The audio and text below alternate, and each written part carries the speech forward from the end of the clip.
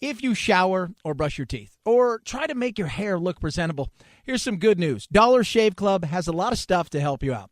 Dollar Shave Club delivers everything you need to look, feel, and smell your best. Shampoo, conditioner, body wash, toothpaste, hair gel, even a wipe that leaves your tush feeling tingly clean. All of Dollar Shave Club's products are made with top-shelf ingredients that won't break your budget. You'll feel the difference. Plus, shipping is free with your membership. And here's a great way to try a bunch of Dollar Shave Club's products for just $5. You can get their Daily Essential Starter Set. It comes with Body Cleanser, One Wipe Charlie's, their amazing butt wipes, and their world-famous shave butter. And their best razor, the 6-Blade Executive. Keep the blades coming for a few more bucks a month and add in a shampoo, toothpaste, or anything else you need. Check it all out at dollarshaveclub.com/Chad. That's dollarshaveclub.com/Chad.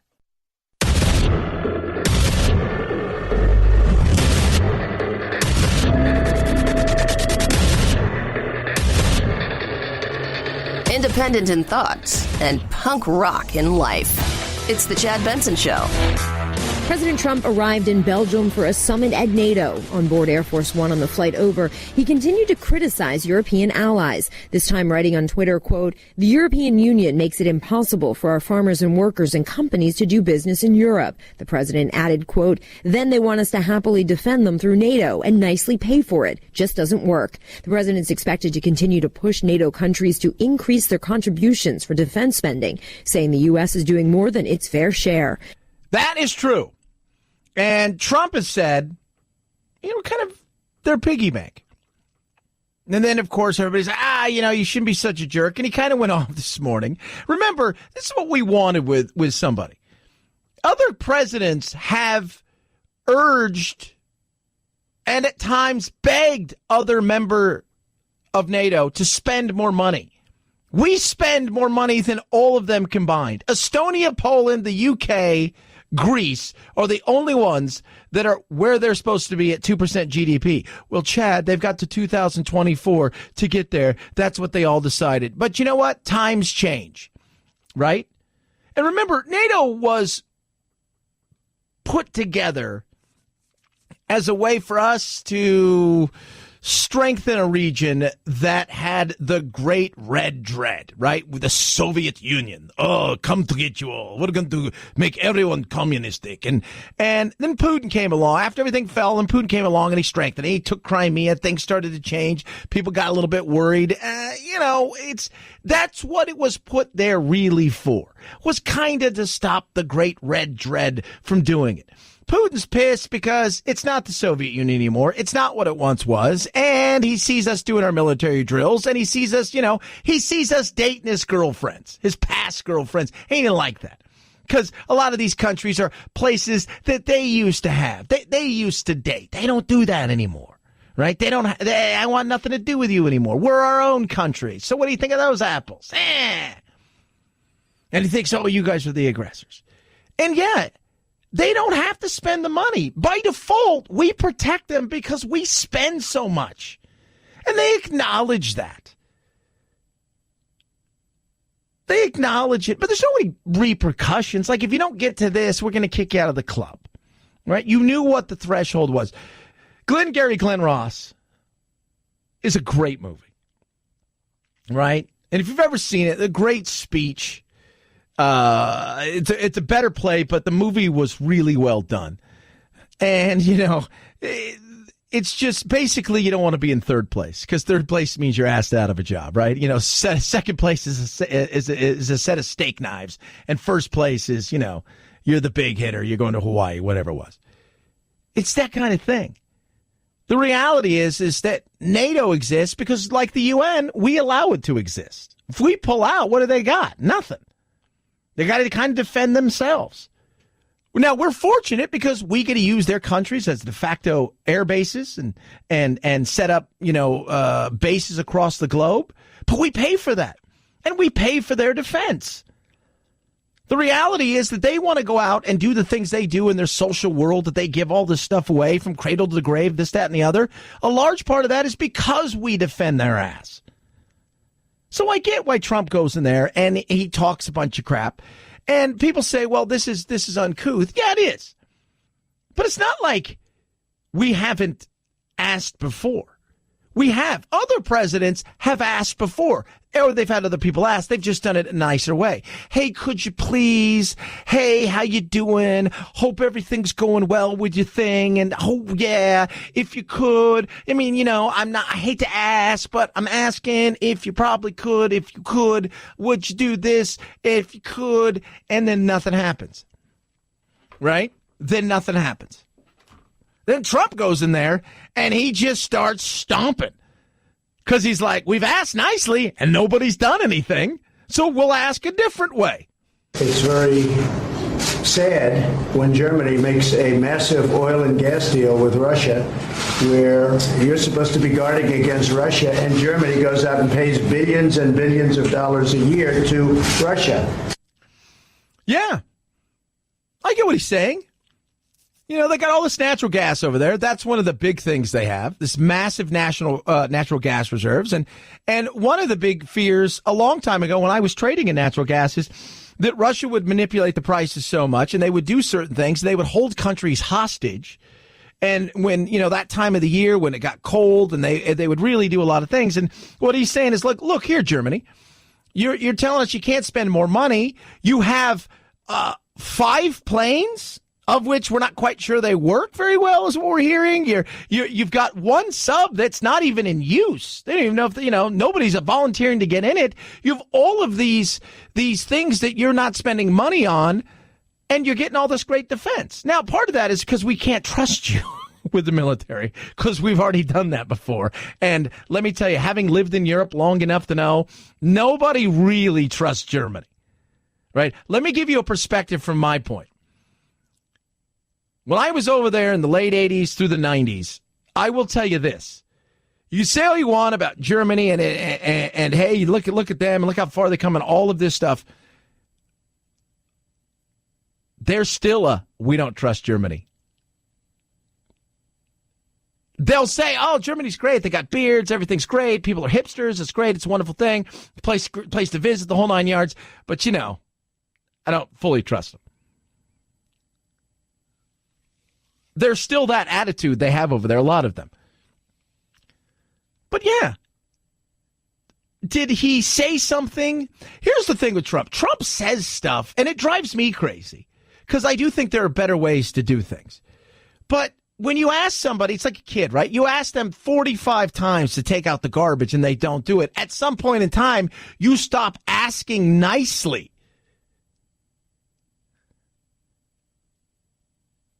You ask them to do this. Well, they have to 2024. Yeah, but I'm going to tell you guys this right now. We'll come back here in 2024, which is 6 years from now, and I can tell you a good majority of these countries will not have met this, and there's no repercussions. Rarely is there any repercussions.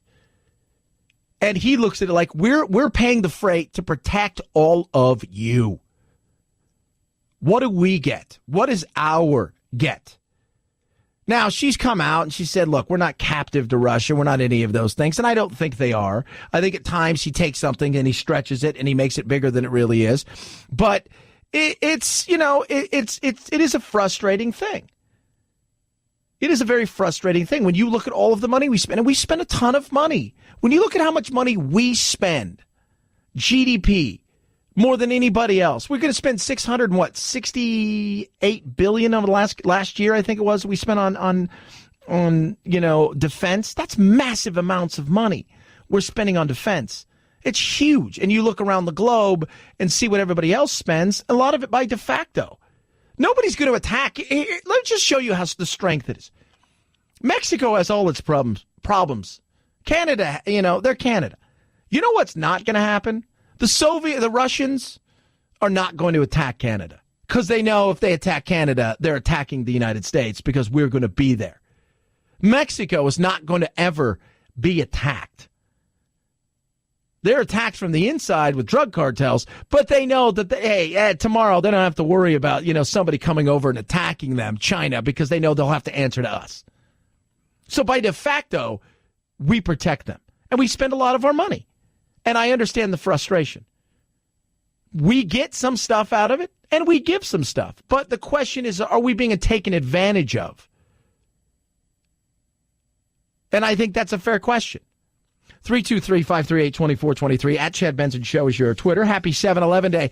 So today is 7-Eleven, if I am correct. And because it is 7-Eleven, I think, is it a free Slurpee is what you get? A small Slurpee if you go to 7-Eleven today? I think that's what you get. So go enjoy it. So free Slurpees today. That's what you got to do. Got to go get yourself a free Slurpee. It's not a big Slurpee, it's a small Slurpee, but it's free. Up to, from 11 a.m. to 7 p.m. local time, pretty much at any participating, which all of them are participating because that's part of the fun of the whole thing. So if you want your free Slurpee today, go get it. 323-538-2423. At Chad Benson Show is your Twitter. You can tweet at us. It's the Chad Benson Show. I've been talking about Bitcoin for years, and I believe that the blockchain technology and cryptocurrencies are the future. My uncle and I began.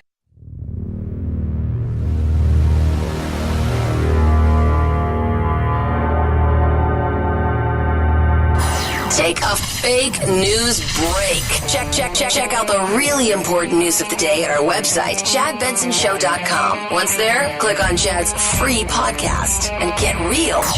The Chad Benson Show, where truth and the American way live. Print free. So I'm so happy that England depressed me today. How dare you, England? How dare you tease me? How dare you taunt me? How dare you say you're bringing the cup back home, take a lead in the semifinal of the World Cup, and then come from in front to lose? How dare you? We do have the World Cup final Sunday, though. Now we know which teams shall be playing one another. You have France and you have Croatia.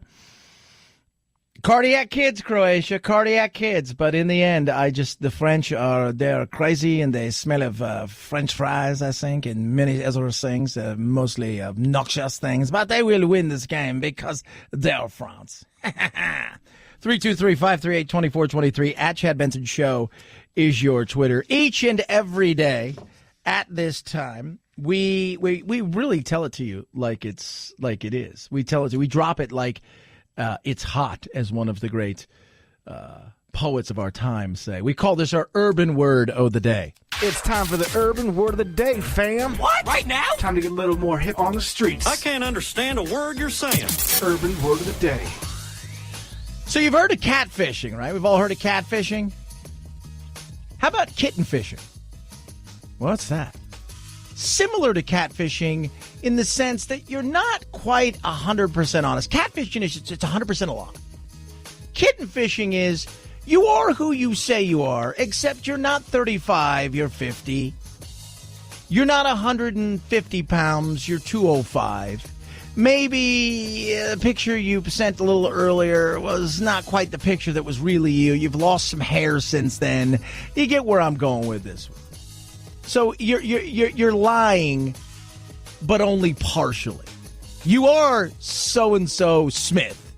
You're just not all you're cracked up to be, which I think is pretty much everybody, right? Because when we're out there, especially online, the whole point is we're not really 100%, who we say we are. Kitten fishing is your urban word of the day. Thank you for saying that in dated urban slang so that I'll understand you. That there was the urban word of the day. We damn stretched your cranium. In Texas, where many adults taken into custody under President Trump's zero-tolerance policy are being held, the children who are with them are staying in facilities scattered across the country. Making the connection has proven more difficult than expected. Immigration officials said that 38 kids under 5 were to be back with their families at midnight last night. Another 16 should be returned soon. In all, 102 children had been identified as eligible for reunification. Yeah, it's just been a giant cluster hump from Jump Street, and I'm not quite sure, this is my interpretation of it all. Trump wanted to send a message. He thought this would be a great way to send the message. In the end, it backfired, and it really, it did two things. It's showing the incompetence of the United States government in certain areas, which is most areas, to do what they were supposed to do, meaning we can't even reunify some of these kids. We're not quite sure. We know where they are, the kids, but we're not quite sure where the parents are. And some of these, these kids under 5, some of the parents, I think 38 of them, aren't going to be getting their kids back because they've been found to have been habitual offenders. They've got warrants out for them. They have done other things. There's serious crimes that they're wanted for. So they're not going to be getting their kids back. But now we've done something new. We've decided rather catch and release was a bad idea, right? So we'd catch you, and then you give us your fake name and the fake address you were going to stay at, and we tell you in 18 months or, 24 months or who knows when, we're going to call you and you're going to come in and have a hearing for immigration status, and then sometimes you show up and sometimes you didn't. But it's different now. Because now what we're going to do is tag and release, where we're going to put the little brace, the anklet around you, and now we're going to release you. And then when all of that is said and done, supposedly that's supposed to make it better. I don't know. This just shows you the incompetence of government. And DHS has been a giant. They have been a joke. And it's been just, listening to the Brownsville mayor, Tony Martinez, talk about this and how it has been it's been outrageous. And he goes to us so far as saying that he thinks it's on purpose, but he also points out some incompetency. Either they're not reaching out. I asked them, why don't they let them know that they're here and you know who they belong to and what they should be doing? Because they've got another close to 200 of 10 to 17-year-olds that were separated here in Brownsville. For some reason, they said they asked them to wait until they got more instructions. So it's a very troubling situation, I think. It's a very troubling situation. It's just bad. This whole thing's bad, and for whatever reason, they're continuing to fail at this, and as we walk through this more and more, it's just, this was not well thought out. 323-538-2423. AMAC, Association of Mature American Citizens, otherwise known as AMAC. You know what I'm talking about. They're offering you something. My listeners, you guys out there, if you're over 50 and you've looked and you said to yourself, I'm not an ARP fan, AMAC is for you. How about this? They're looking at ways to help solve the problems like Social Security reform, protecting our borders with common sense immigration, fixing Medicare, and more. Plus, they have great discounts on all kinds of things, roadside assistance discounts, traveling discounts, retail restaurant discounts, so much more. How would you like to join AMAC today for free? Let's go over that number again. Free. One more time. Free. That's what they're offering. Free membership. Go to amac.us/Chad. You're going to receive your first year for free. amac.us/Chad. Here's the deal. No cost, no tricks, no credit card, just a free membership for 1 year. Great discounts on movie tickets, 40% off to things like Disneyland and Disney World. It's amazing. And it's free. Join today. Call 888-355-1668. That's 888-355-1668. Or you can go online, amac.us/Chad. You will love what they're doing. Their views are probably matching up with your views in the way that you look at the world and your values. It's a great opportunity for you, and it's free, free, free. amac.us/Chad. At Chad Benson Show is your Twitter, ChadBenson. A lot of stuff still to get to. Sasha Baron Cohen is at it and pissing people off. And I'm going to tell you something that's probably going to depress you. Yeah. For some, it should inspire you. For others, it will depress you. It's the Chad Benson Show.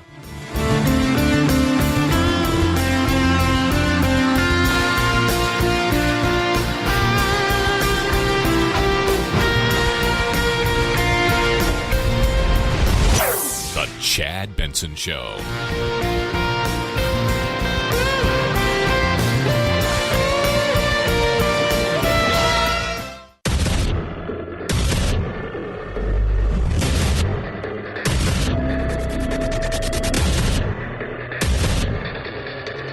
Independent in thoughts and punk rock in life. It's the Chad Benson Show. This is my country of Kazakhstan. The guy behind Borat played a terrible prank on former Alaska Governor Sarah Palin. That's what she says. Sasha Baron Cohen has secretly been filming his new show, Who is America, for Showtime over the last year, and Palin says she was invited to be part of a Showtime historical documentary having to do with American military veterans. She says she was duped, though, and ended up in an interview with Cohen, who was heavily disguised as a disabled vet. She says she walked out and in a Facebook post calls Cohen evil, exploitive, and sick, and seemingly dares Showtime to release the footage. Showtime says it has no comment. Chad. What? It's funny. I'm going to tell you guys this right now. Sasha Baron Cohen makes me laugh at times a lot. This is the part where you can't take yourself serious, all right? What he's doing and what they're doing, it may bite them in the ass. CBS, Showtime, all these people, they're not talking about it. They don't want to talk about it. They're being very quiet about it. And the reality is, at some point in time, it's probably going to catch up to him. The cat's out of the bag. But stop taking yourself so serious. He poses as these things. He did the same thing with Ali G. All Ali G was, because he had the credentials. You have the BBC behind you. You can get interviews that other people can't get, right? They're going to say, oh, who are you with? You're with such and such station. People are like, whatever. You're like, I'm with the BBC. Okay, with the BBC, I'll interview with you. That's fine. So Ali G did the same thing. Now it's something completely different. He's super famous now, so he's got to go deeper into characters. And he's done some stuff that has, it's got people pissed off. But you just take a step back and you go, get over it, right? If you want, don't let it live rent-free in your head. And I'm going to tell, that's going to be the theme throughout the day. Don't let them live rent-free in your head. Now, some of the stuff, I get why they're angry, all right? One of the things that he did and that the production company did is they dropped Sarah Palin and her daughter off at the wrong airport on purpose, knowing that there was no way they could get across town and make their plane and flight. So they were stuck there for another day or two. But when you ignore them, it's better. When you put a fight up, that's what they want. And this is the trailer to the show. I love the guy. Tom Kane is the voice of it. Tom Kane has got a great voice. I'd like to tell you about a new comedy that's coming, but we can't. The creators won't let us show you a scene. The lawyers won't let us tell you the name of the star. And we can't even reveal the show's title, or we'd be breaking our non-disclosure agreement. How do we promote perhaps the most dangerous show in the history of television when we're not allowed to show it? Something huge is coming. July 15th, only on Showtime. I hope you'll tune in next week for an interview with me. That was Dick Cheney. And at one time, apparently, Dick Cheney, he autographed something like a waterboard or something like that. And people are just, you know what? It's just settle down. Because when you feed into it, that's what they want. When Trump does something like this. This third-rate character named Sasha Baron Cohen, I only wish that he would have been punched in the face so many times. Right now, he'd be in a hospital. It was disgraceful. He ought to be fired immediately. Sasha Baron Cohen, go to school, learn about being funny. You don't know. When you do that, it feeds into it. You've given them everything they've want. You've given that ammunition. You've put the bullets in their gun for them. You just ignore it. All right, that's what you do. But it is funny to watch the reaction of people. It's like, stop taking yourself so seriously. All right? And apparently, all of the money they're supposed to be making, the advertising, all that stuff, they're giving all the money to charity. So you got duped. You know what you say? He's like, yeah, you got me, but I'm gonna get you. I'll figure something out. We'll get you back. And that's better. And then you laugh and you ignore it because you take away all that bullet. When you continue to fight, you continue to egg them on, they're going to keep coming for you when they find that spot. If you laugh at that yourself and you take away all the ammunition, and they're like, well, there's nothing else. There's no fun. When you're self-deprecating, you take away all the ammunition. But when you do what they're doing, it's just people lose it. 323-538-2423 at Chad Benson Show is your Twitter. I'm sure I'll get some hate for that. Chad, you need to respect, blah, blah, blah, blah, blah, whatever. All right, producer Phil, I'm going to depress you and hopefully inspire you. Are you ready for this? I am ready. Kylie Jenner, $900 million is her net worth.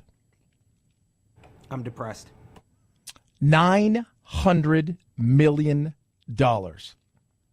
Her cosmetic company in 3 years has grown to a value of $800 million. She is on the cover of Forbes.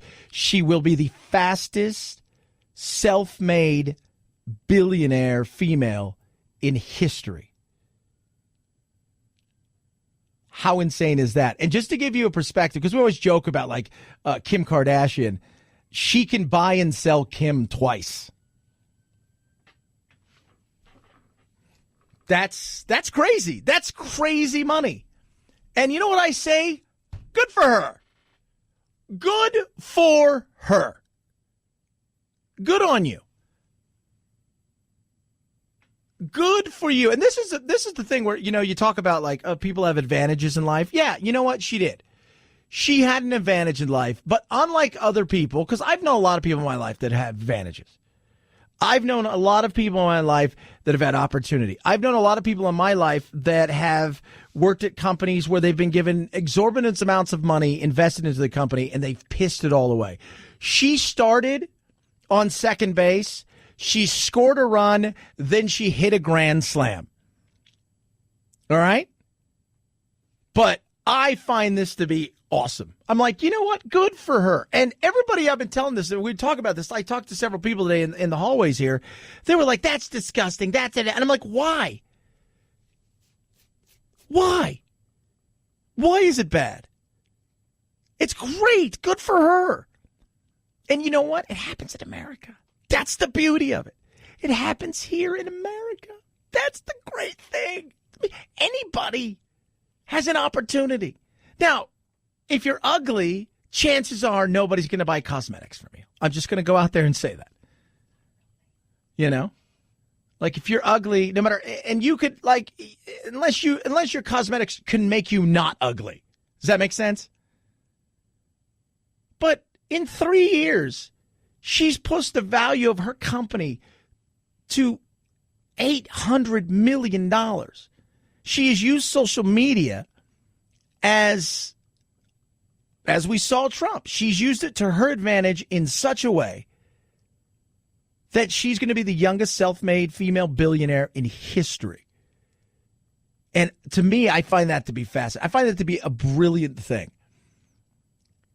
Like, if you make $100 million in your lifetime, you're doing well, right? You're doing well. She's not yet 21. And she's going to be worth $1 billion. And she, you know what? Yeah, they were born with a silver spoon. But just because you're born with it doesn't. A lot of times what I find in life, people with the silver spoon eventually end up with a plastic spoon. But she took her opportunities. She seized them. Life is good. Nothing wrong with that. 323-538-2423 at Chad Benson Show is your Twitter. You can tweet at us. People are texting me and they're yelling at me already over the silliness of Chad. How dare you defend Sasha Baron Cohen? How dare you defend those kind of things? He's mocking. He's not. You know what? Stop letting people live rent free in that. That's what I love about Trump, because I think Trump wakes up some morning and he goes, "You guys want to watch something crazy? I'm going to tweet something insane, and let's watch all the news places just go crazy over the thing I'm going to tweet, and then the activists will go nuts, and then everybody's going to be screaming and yelling, and then I'm going to go about the rest of my day." Because he lives rent free. He's the horrible person that moves into your house that you said, "Hey, can I stay at your house for a night?" And then you realize they moved all their stuff in. They're sleeping in your bed. They're eating your food. They're destroying your house. And you're allowing that to happen. You control your own emotions. You do. And it's the same thing. Sasha Baron Cohen, he feeds off this stuff. He feeds off it, as does a lot of people out there. Comics feed off these things. It's like, remember when you were little and you would be in an argument with your brother or sister? You knew exactly what button to push that was going to have them lose their mind. What button are you going to push? I'm going to push this button because I know this button here is going to send he or she they were going to lose it. They were going to go to the moon and back and then some. Right? And that's what people want. So they push a certain button, they do something ridiculous, and then you lose your mind, and then they know, okay, I've got you now because you've lost your mind. You're out of your game plan. You're out of your element. And that's why you just can't let it happen. I really believe this. If the media, if all of the craziness around Trump and the political world and the activism, if it went away and it was just a dull, boring job, he would get bored with it and not run again and or leave early. I really believe he would go, I'm kind of bored with this. I don't think I'm going to run again. But because of all of the other stuff, because of the fighting, because he enjoys those kind of things, he's confrontational naturally. Because of all of those things, he'll stick around. He'll stick around. 323-538-2423 at Chad Benson Show is your Twitter. You can tweet at me. Car Shield is amazing. So you drive back and forth to work, right? Maybe it's 20, 30 miles, right? Weekends, you're putting on all these miles. You look up, you're putting on a lot of miles in your car, and you're saying to yourself, I need to make sure I take care of my car. Your warranty is coming up. Oh, no, it's already expired. You take your car in for what seems to be a routine oil change. You look up, next thing you know, you got $2,000 flying out of your pocket. Extended vehicle protection from Car Shield would have protected you with that. They make the process of fixing your car for cover repairs so easy. It really is. We know sensors cost you $1,000, right? Goodness me. Transmission, a new engine. Holy moly, kids. Car Shield will protect you from that. How so? Well, first and foremost, they give you 24/7 roadside assistance. Secondly, you get a rental car for free while your car's being fixed. And that most important part, your car getting fixed. You choose the shop. You want your car to be worked on. They take it there. They get them paid directly. That is amazing. Save yourself thousands of future car repairs. Get covered by the ultimate in extended vehicle protection like I did. Call 800-CAR-6100. Mention code Benson. Visit carshield.com. Use code Benson to save 10%. That's carshield.com. Carshield.com. Code Benson saves you 10%. Or call 800-CAR-6100. A deductible may apply. At Chad Benson Show is your Twitter. ChadBenson. Would you do this? Chad Benson Show.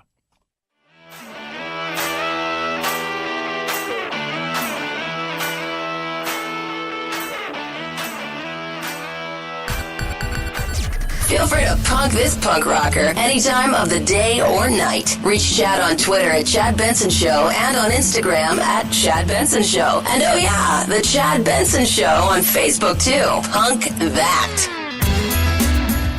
It's so scary. I'm marrying a stranger. I don't know what he looks like. I have no idea. This may be a huge mistake.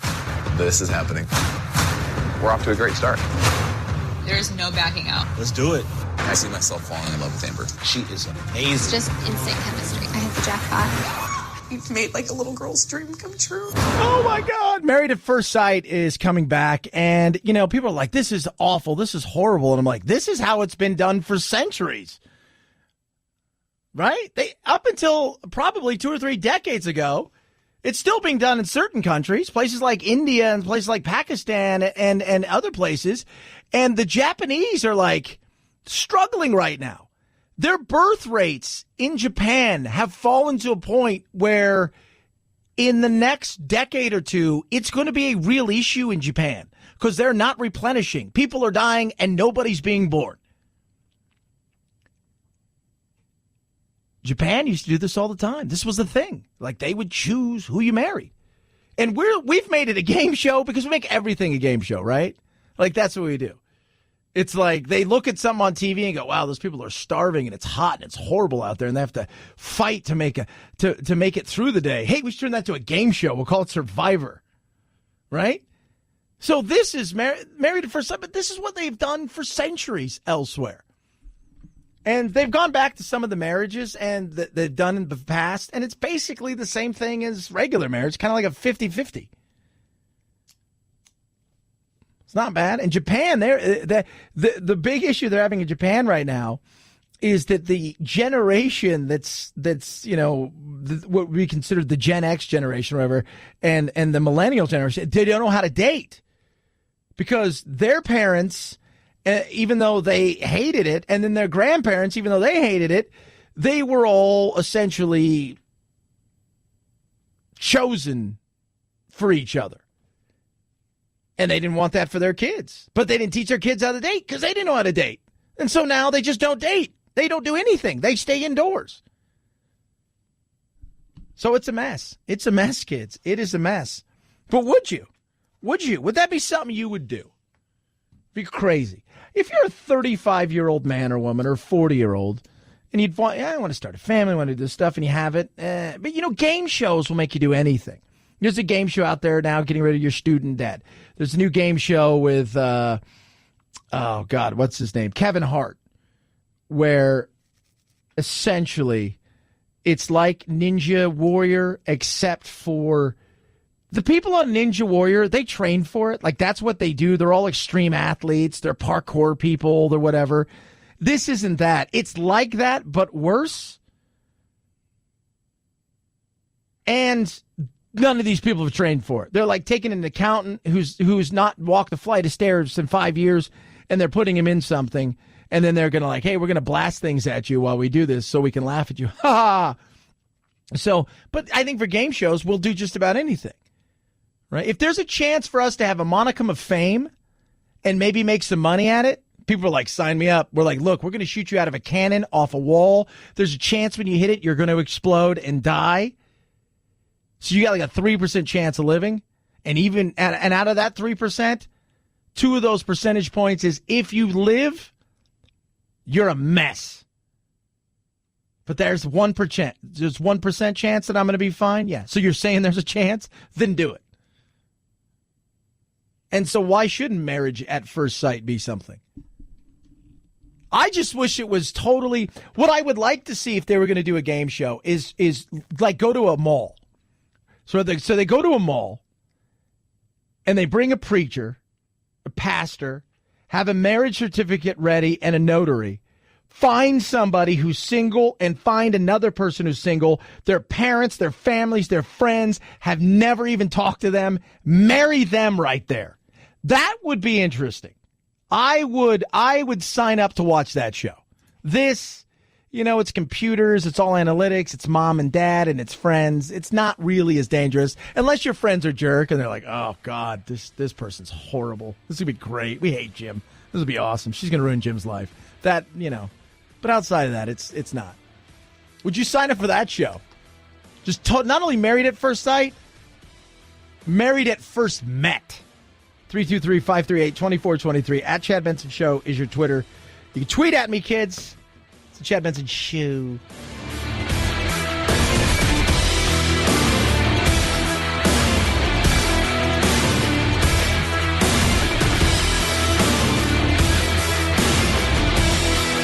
This is the Chad Benson Show.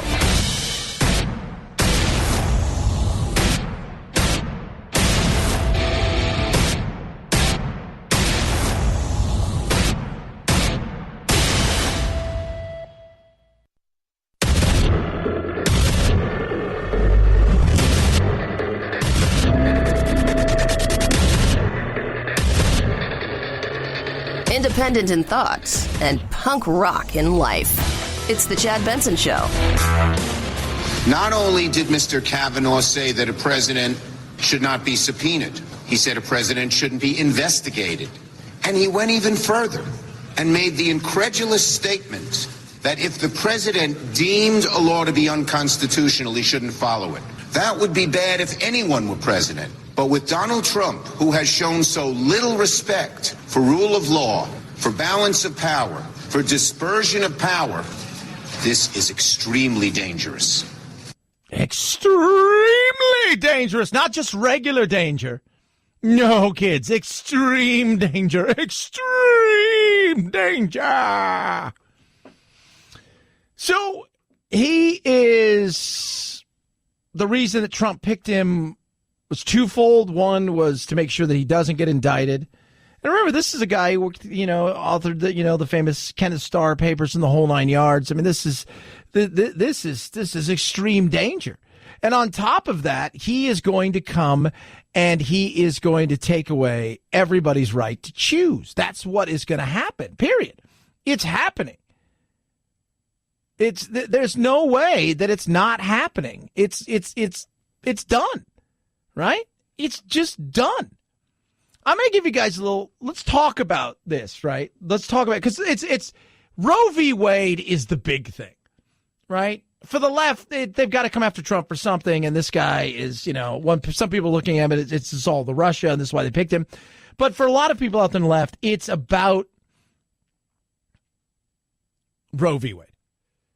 Well, first of all, there are processes by which this takes place to get to this point where they even hear anything about abortion, right? It's not like he could go, man, I'm glad I'm sworn in. Now, let's get rid of abortion.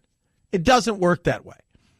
All right, there's 3 ways that they even hear. First, there is an original jurisdiction, which means the Supreme Court will take up a case immediately. It'll originate essentially there. Rarely happens. Rarely. The most common way is an appeal from a circuit court. All right? They didn't like it. They appeal it to a higher court, whatever the outcome was there. The third way is a Supreme Court through an appeal from a state superior court, which all states have their own superior courts. It can get there. But the second way is the most popular way. It's the way that most things get there.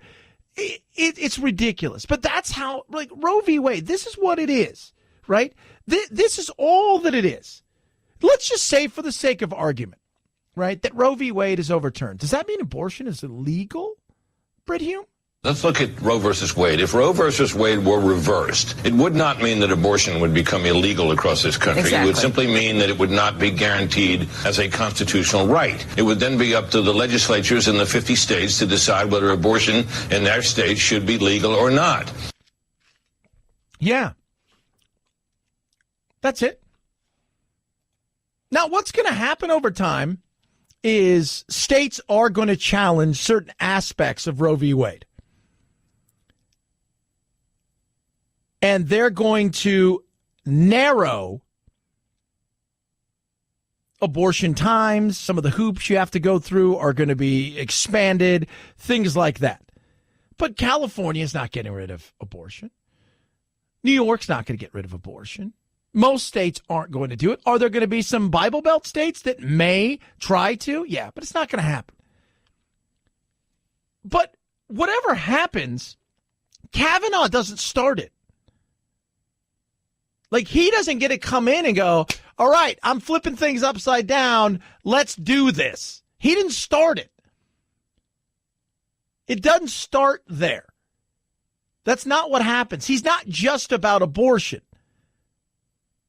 But that's the way that this whole thing is going to be portrayed. And that's what the left is going to do. He is only, as I've joked about, he's only the abortion judge. What are they afraid of? Some of these rights, the right to gay marriage, the right to an abortion, and other rights as well, have been basically created by the courts. They have found them lurking in the Constitution, previously unnoticed, and established them as law. The fact is, if these rights were to fall by the wayside as constitutional rights, it would then be up to the democratic processes to either accept them, reestablish them, or not. Yeah. That's it. Do I think that, you look at the Constitution, this is where the whole, the originalists, the people that this is where interpretation comes in, right? They're interpreting things. Ruth Bader Ginsburg looks at this in interpretation is that it is a living, breathing document. And because of this living, breathing document, that it expands, it changes, and that while they meant this back then, they knew that it would change in the future. That's the kind of way that she looks at it, where other people say, no, it was written this way. It was meant to be this way. This is what the Constitution says. This is how they meant it, not just for this time, but for all times. And if people want to change it, we've got a process in there, and they could change the laws if that's what they want to do.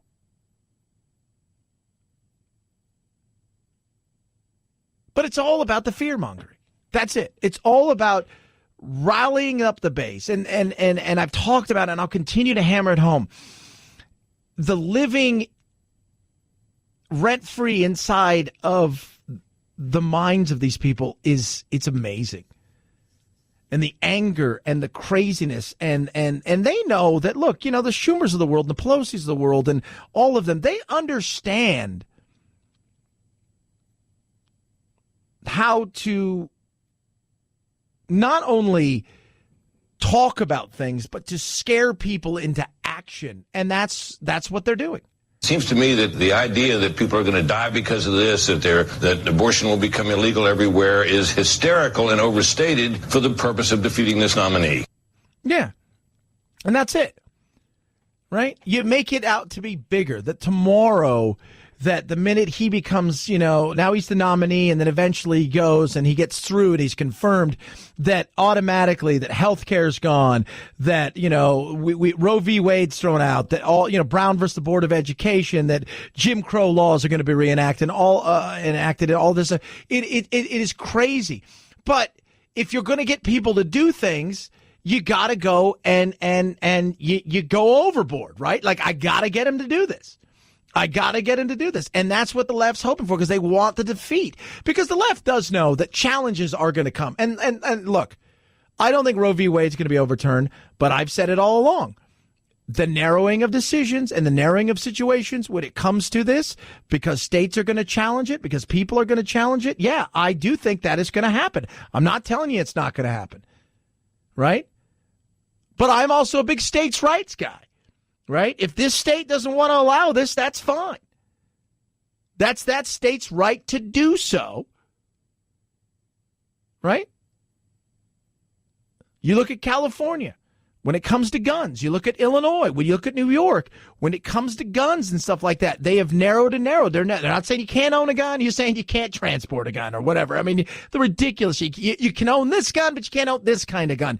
It's the same thing. And by the way, the guns, right? The Second Amendment, the people who fight for that and the people who fight for, for choice, they use the same thing. They use the same fear tactics, that somebody's coming to take away something from you, that somebody is coming to steal something from you, that something is coming to take they use the same. It's a different argument. I mean, it's the same argument. It's just a different thing that they're arguing about.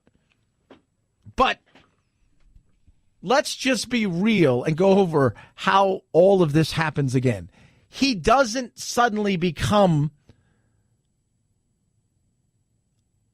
a Supreme Court justice and then all of a sudden he gets to start something, finish it. There is processes of which this happens, right? It either originates in the original jurisdiction, means that the Supreme Court hears the case directly without the case going through the intermediate stage, right? The likely way that it happens is, and the most common way, is it essentially goes through processes, gets to a circuit court, and the circuit court appeals, somebody appeals it to the highest court in the land, or it goes through the state Supreme Courts. And I'm not saying that there isn't going to be, and I'm telling you guys this right now, that there you're going to see the Alabamas and the Tennessees and some of the Bible Belt places that may challenge certain aspects of it, or may want to make it harder, or may put restrictions on certain things. That is going to happen. But as far as overturning it altogether, and this guy's the single one that's going to do it, it's ridiculous. It's crazy. And that's what they're going for. They're fear-mongering because that is what they do. But both sides do it when they need to do it.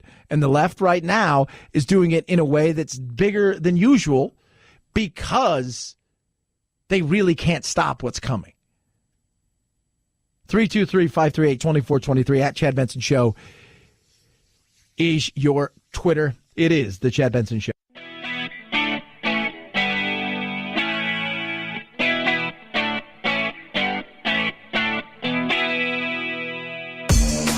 A bird in the hand is worth 140 on Twitter, so tweet your beak off at Chad Benson Show Twitter. And if instant gratification is your thing, hit Chad up on Instagram at Chad Benson. Your bird will thank you. I don't actually have a bird. I have lizards, but no birds. You can also text the program, 323-538-2423. At Chad Benson Show is your Twitter. And you can even call us, 844-DIG-CHAD. Pam and Indy, what's happening?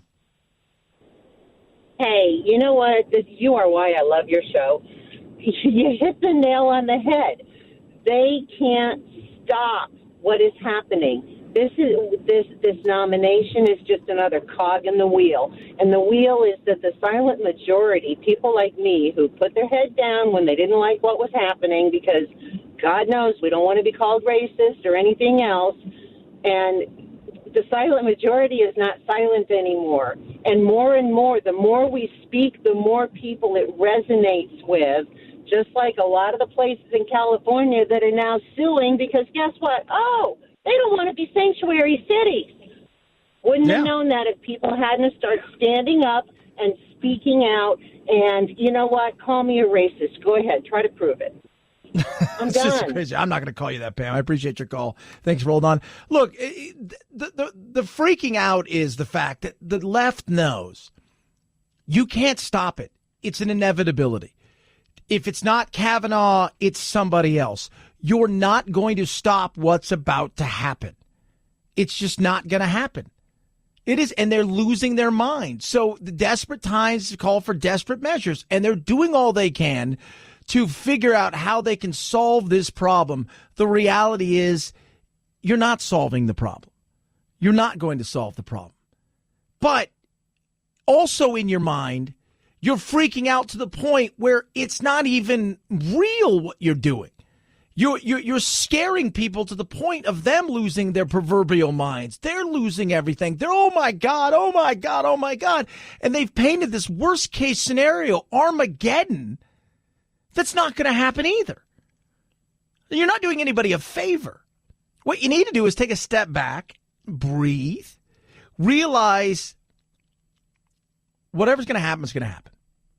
You're not going to stop it. Now, if I want to get my place in the White House, if I want to get us back our seats, if I want to do the things that I need to energize the base and get them to come out there. And I think this is a sign of the times, and it's both sides of the aisle are guilty of this, is we no longer trying to better the other side by saying, I have better ideas. And with the implementation of our ideas, I believe we'll move forward better. And instead, what we do is just easier to go, that side sucks. They're bad. They're going to hurt you. They're going to take away your money. They're going to take away your guns. They're going to take away your God. That side sucks. They're bad. They're going to do X, Y, and Z, blah, blah, blah, blah. It's just, it's ridiculous. It is. So if I'm the left right now, and let's talk about, too, who the left is anymore, because they've got an identity crisis. You know, for a long time, the Republicans, their identity crisis was they didn't know who they were. And Trump, you know, like it or not, he's defining them. And at least you go, okay, so that's what you guys are, right? We get it. But they still have a problem because you still have the very ultra conservatives and you have the run of the mill Republicans and then you have the Trumpians. But Trump at least is somewhat identifying in the party. With the left, you can't identify who the party is. You've got the uber progressives who are the loudest, who are taking away a lot of the air in the room. And they're hijacking the party. I talked to somebody yesterday who's a staunch Democrat. Like a Democrat. It's a pro-union, just what you would think, pro-choice, marriage equality, but not a progressive. Doesn't want to get ripped off with taxes, right? Does want us to have a border that's stronger and better than it is now. Doesn't like Trump, but doesn't hate Trump. But also looks at her party, she said, and she says, you know what? This isn't my party. I don't want to get rid of ICE. I don't want to abolish some of these things. I don't want a free ranging of everybody in the world coming here. I don't want my taxes through the roof. I don't want any of those things. And she even said, look, to the point where she goes, I'm all for marriage equality, but I'm more about you just do you and I'll do me. And she's been saying, she's been accused of not being an ally enough. And she was very frustrated that, and she feels like it. So the identity crisis right now is in a lot of ways in the Democratic Party. They're looking for an identity, and they're hoping this Ocasio-Cortez could be the new identity. But I'm telling you, the run-of-the-mill Democrats are going to flip and jump to be independents, moderates, or even Republicans, because that's not who we are. Some of her ideas are so ridiculous. Like, I like Bernie Sanders as a person. I think he's great. Producer Phil, you've even said he's great, but never vote for the guy. No chance. No. Right? No chance. That's, though, what they're hoping for now. That progressivism. And the Democrats they're in the midst of their own identity crisis, and they're freaking out about it. 323-538-2423 at Chad Benson Show is your Twitter. Papa John's in trouble. Chad Benson Show.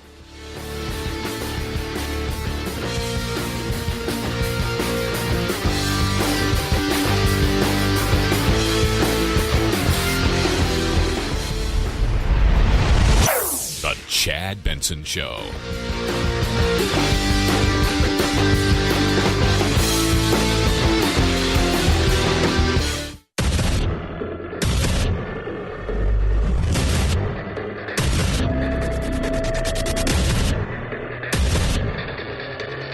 Independent in thought and punk rock in life. It's the Chad Benson Show. In this day and age, if you say something, it's going to be recorded. Somebody's going to hear it, and they're going to complain about it. Papa John's founder is in trouble for something he said back in May.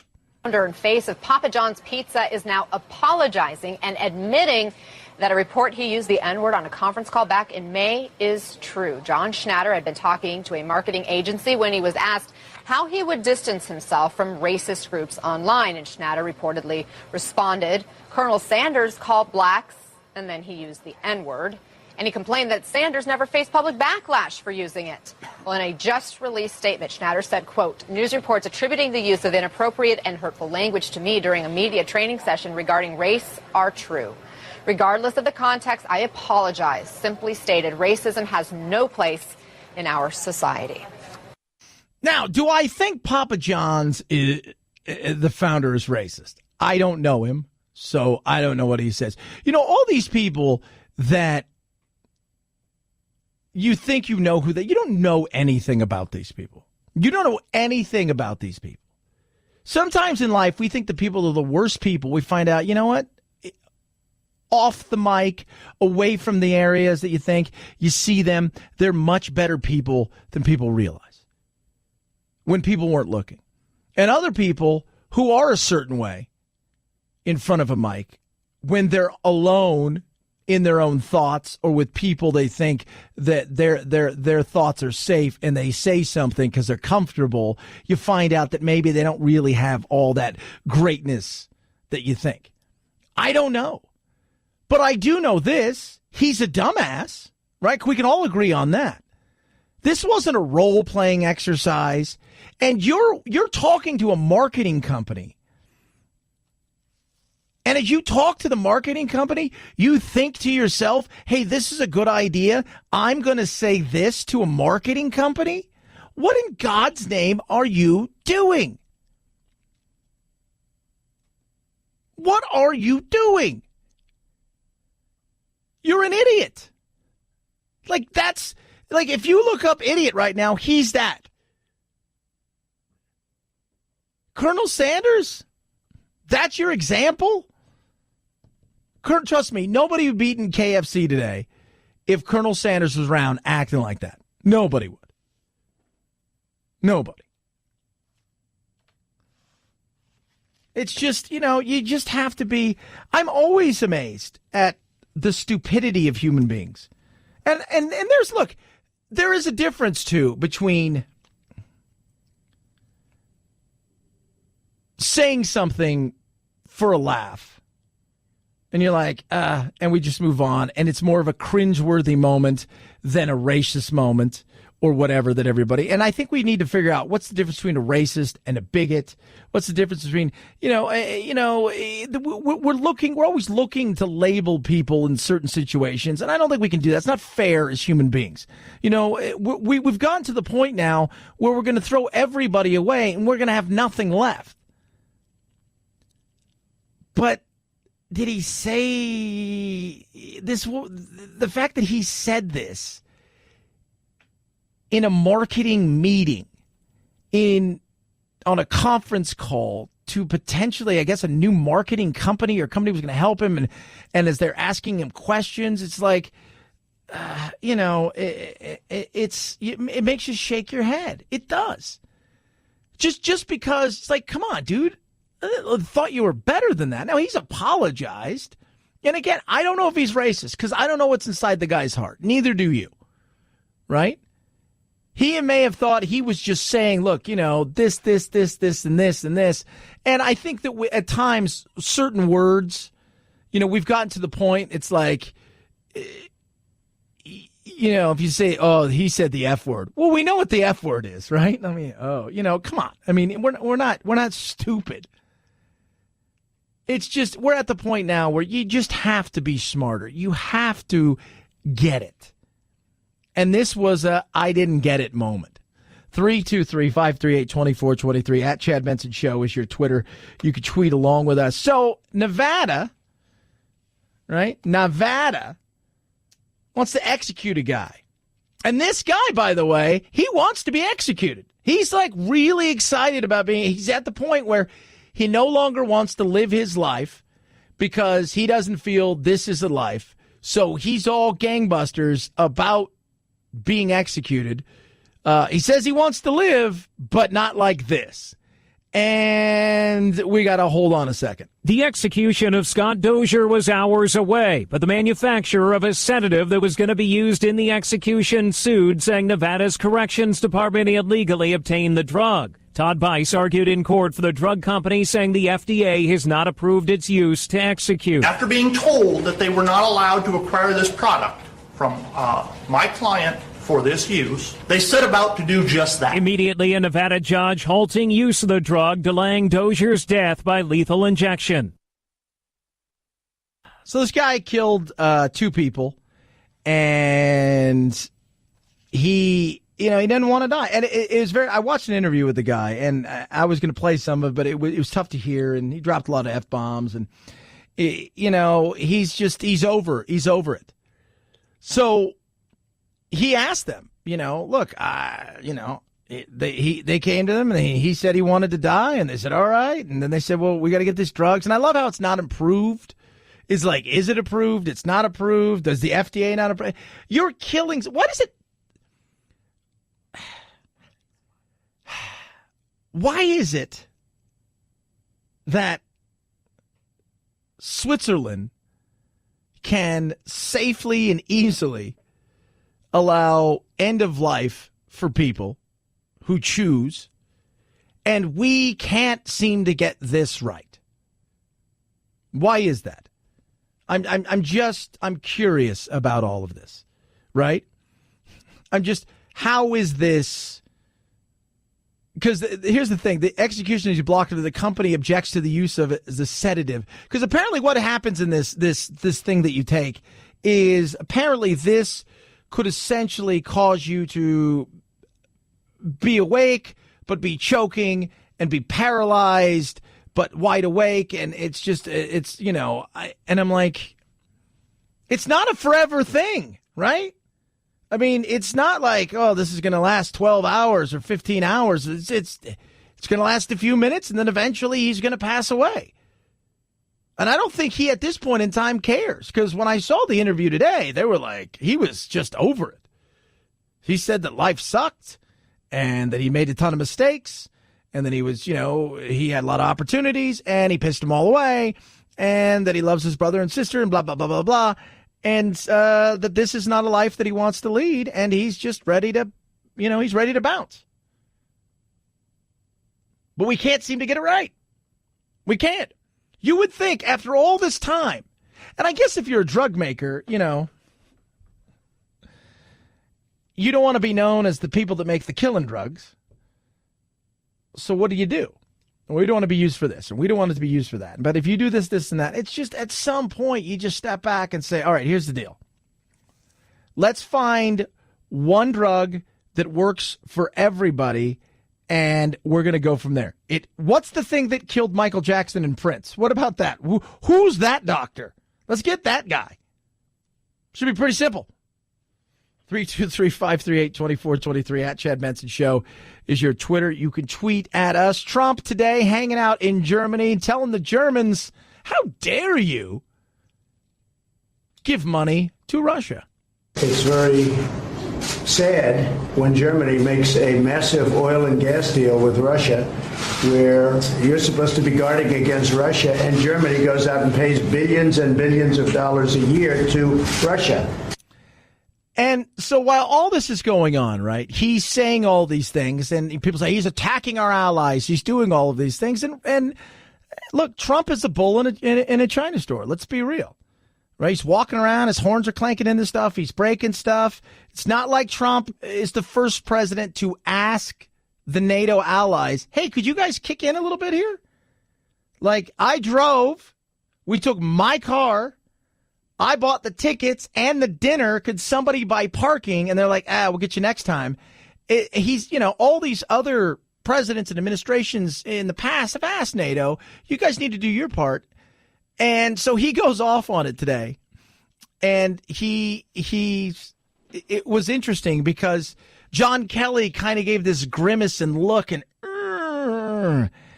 and so they asked Sarah Huckabee Sanders. She said, "Now that wasn't a look about him being upset, saying all those kind of things, to all of our allies and whatnot. That was a look of he was upset. He was really disappointed in the breakfast." He's really disappointed in the breakfast. He thought it was going to be something more like eggs and bacon and whatnot. It was more just croissants and you're just like, I got to hand it to Sarah Huckabee Sanders. She is quick.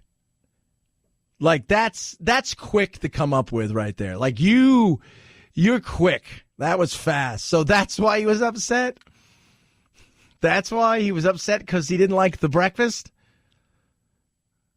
Or maybe the stern talk. Maybe it was a bit of both, sir. How about we do a little bit of both? Maybe he thought, well, Trump could have been a little bit, he could have had more couth in this. And at the same time, maybe the breakfast wasn't all it was cracked up to be. 323-538-2423 at Chad Benson Show is your Twitter. Future of investing is called common sense. What? Yeah, that's what you need to have when you do this. Investing is important. Diversification is key. Cryptocurrencies are the future of investment. You've got stocks, you've got bonds, you've got all of these things out there, but other things come up, and cryptocurrency is one that's not going anywhere. And more of the large firms, large hedge funds, things like, I'm going to say this, the Vanderbilts, yeah, their group got into this. Goldman Sachs, their group got into this. You see where this is going? It's happening. Vanguard just started a group inside of all their organization for this. And it's time to get a piece of it. But you got to learn first. Tiki Tawari from the Palm Beach Letters put together an amazing course, which is going to teach you everything you need to know, top to bottom, bottom to top, about cryptocurrencies, so you can make an educated decision if it's something you want to get into. Worst case scenario is you learn a little something. Best case scenario is you learn something, you diversify, and you make some money. Opportunities are out there. Strike while the iron's hot, but learn first. He's going to teach you everything. How you buy them, where you get them, where you use them, what's a blockchain, all of those things. He's going to answer all those questions for you and then some. Check it out at amazingcryptoclass.com. That's amazingcryptoclass.com. Get into the future of investing now. Amazingcryptoclass.com. At Chad Benson Show is your Twitter, ChadBenson. You can text the program 323-538-2423. It's the Chad Benson Show.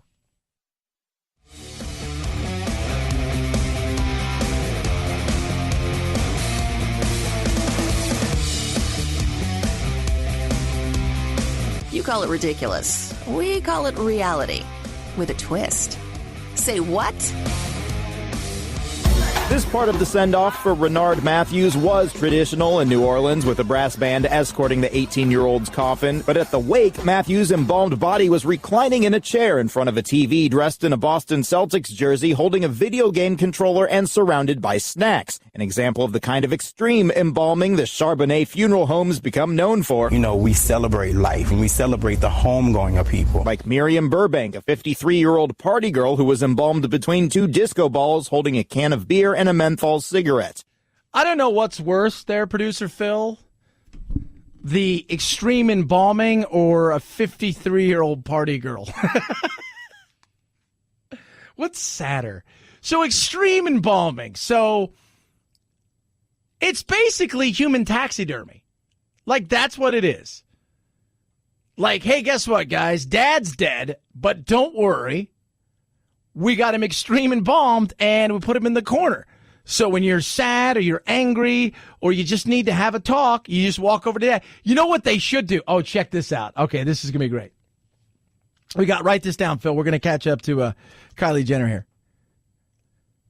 So we extreme embalm, but we get whoever is the person that's passed away, we get their 8 or 10 catchphrases that they say throughout their lifetime or their bits of advice, and we just put it inside, and you could just go over and you could just click it, and then Dad would like animatronics or Mom or Grandma or Grandpa, and they would just regurgitate those things to you. Yeah. You got it. Like Teddy Ruxpin, right? Or one of those things you can get. Oh, God. Who's up for that? Anyone? Anyone?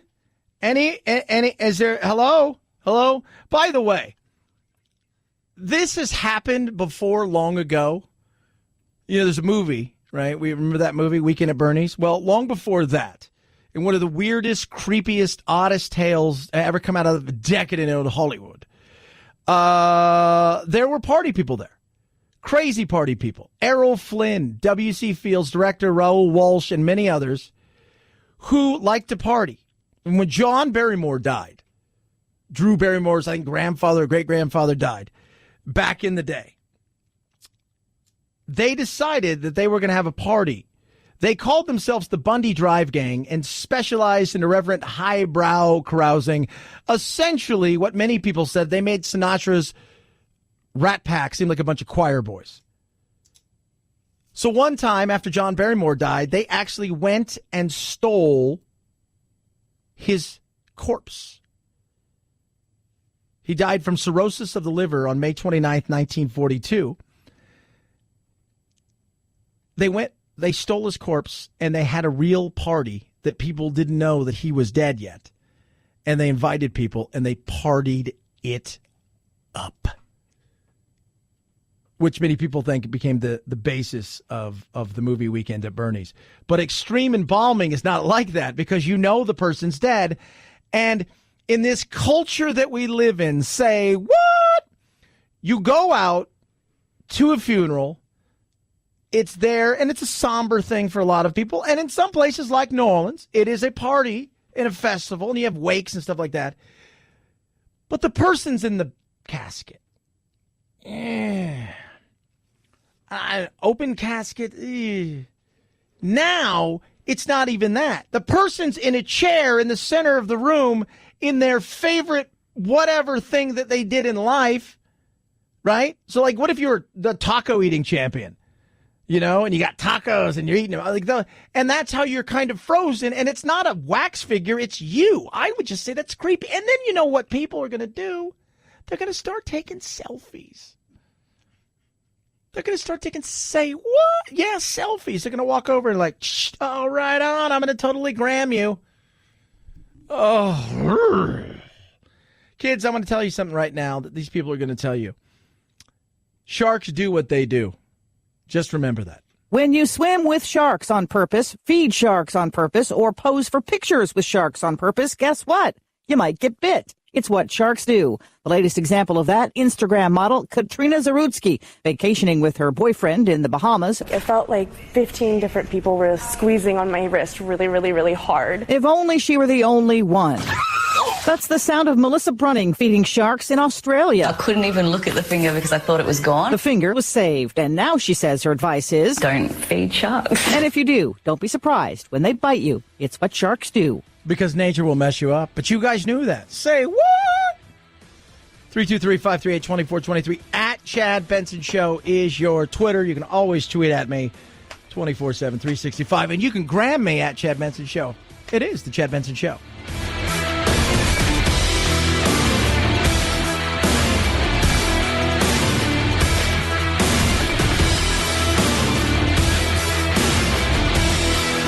This is the Chad Benson Show.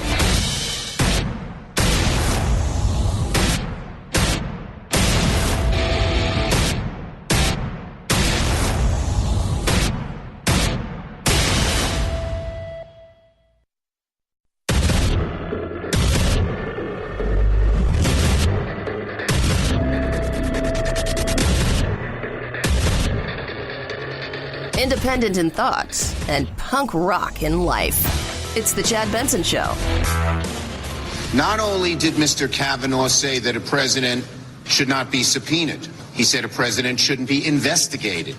And he went even further and made the incredulous statement that if the president deemed a law to be unconstitutional, he shouldn't follow it. That would be bad if anyone were president. But with Donald Trump, who has shown so little respect for rule of law, for balance of power, for dispersion of power, this is extremely dangerous.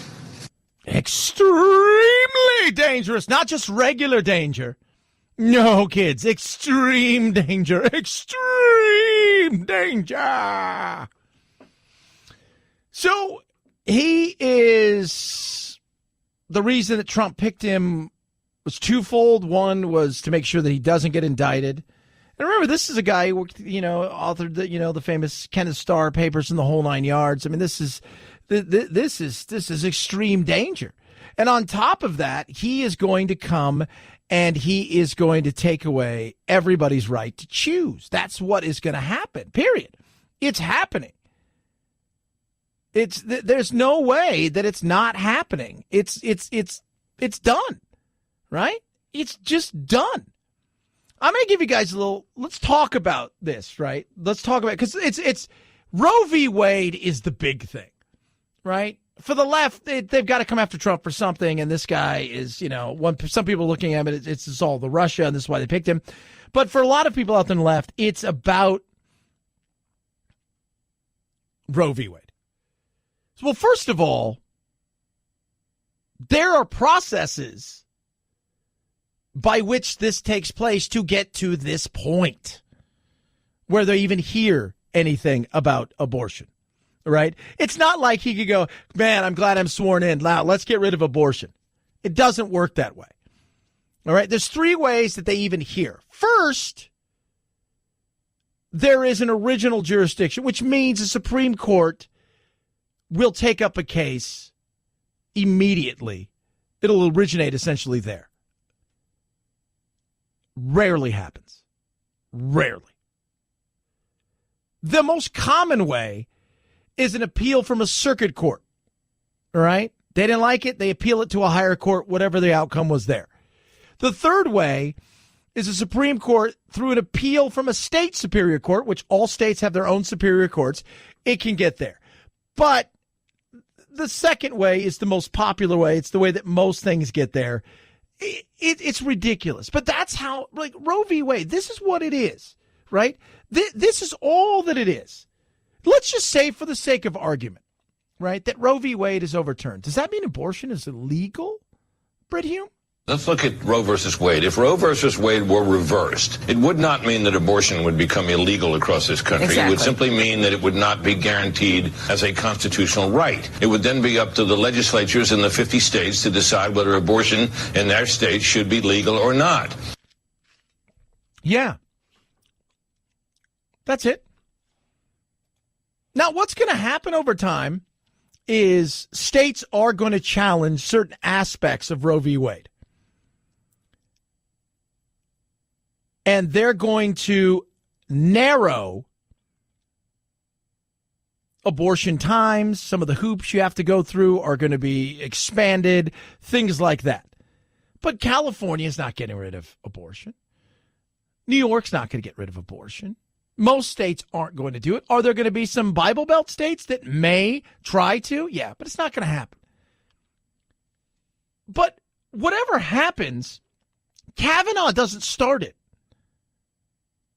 Like, he doesn't get to come in and go, all right, I'm flipping things upside down. Let's do this. He didn't start it. It doesn't start there. That's not what happens. He's not just about abortion. But that's the way that this whole thing is going to be portrayed. And that's what the left is going to do. He is only, as I've joked about, he's only the abortion judge. What are they afraid of? Some of these rights, the right to gay marriage, the right to an abortion, and other rights as well, have been basically created by the courts. They have found them lurking in the Constitution, previously unnoticed, and established them as law. The fact is, if these rights were to fall by the wayside as constitutional rights, it would then be up to the democratic processes to either accept them, reestablish them, or not. Yeah. That's it. Do I think that, you look at the Constitution, this is where the whole, the originalists, the people that this is where interpretation comes in, right? They're interpreting things. Ruth Bader Ginsburg looks at this, and interpretation is that it is a living, breathing document. And because of this living, breathing document, that it expands, it changes, and that while they meant this back then, they knew that it would change in the future. That's the kind of way that she looks at it, where other people say, no, it was written this way. It was meant to be this way. This is what the Constitution says. This is how they meant it, not just for this time, but for all times. And if people want to change it, we've got a process in there, and they could change the laws if that's what they want to do.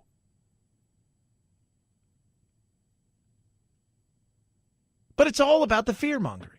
That's it. It's all about rallying up the base. And I've talked about it, and I'll continue to hammer it home.